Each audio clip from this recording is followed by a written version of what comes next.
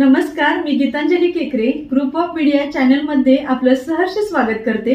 पाहूयात आजची एक महत्त्वाची बातमी। विजेचा धक्का बसून कोडोलीतील कबड्डीपटूचा मृत्यू।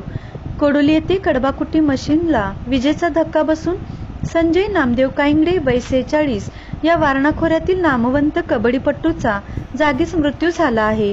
ही घटना शनिवारी सायंकाळी 6 वाजण्याच्या दरम्यान घडली। याबाबत घटनास्थळावरून मिळालेली माहिती अशी की संजय कांगडे यांचे कांगडे नावाच्या शेतामध्ये घर आहे। घराला लागूनच जनावरांचा मोठा गोठा आहे। संजय कांगडे यांनी आपल्या शेतातून जनावरांसाठी आणलेला हत्तीग्रास चारा बारी करण्यासाठी सायंकाळी 6 वाजण्याच्या दरम्यान कडबाकुटीचे मशीन सुरू केले।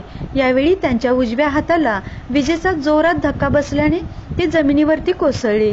यावेळी शेजारीच असलेल्या संजय यांचा भाऊ दिलीप याला संजय हा जमिनीवर पडलेला आवाज आल्यामुळे त्यांनी घटनास्थळी धाव घेतली व संजय यांना तात्काळ उपचारासाठी कोडोली येथील यशवंत आयुर्वेदिक रुग्णालयात दाखल केले, परंतु संजय यांचा मृत्यू उपचारापूर्वीच झाला असल्याचे डॉक्टरांनी सांगितले।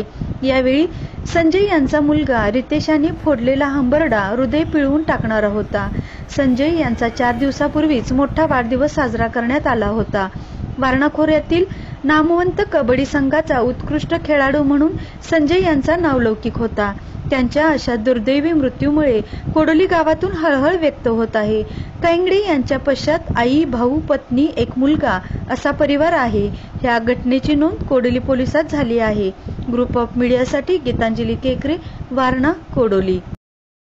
कोडोली येथे काल जी घटना घडली कांगडे मळ्यात, काल कोडोलीतील एक जागीच ठार झाला। त्याला शॉक बसल्यामुळे असले जर स्विच बसवली की जर शॉक बसला तर ते ऑटोमॅटिक स्विच लाईट कट करते आणि अनर्थ टळतो। जे गोठाधारक आहेत, ज्यांच्याकडे मशीन आहेत, त्यांनी हा स्विच बसवणं गरजेचं आहे, म्हणजे अनर्थ टळेल। ग्रुप ऑफ मीडिया चॅनलला लाईक करा, सबस्क्राईब करा आणि शेअर करा।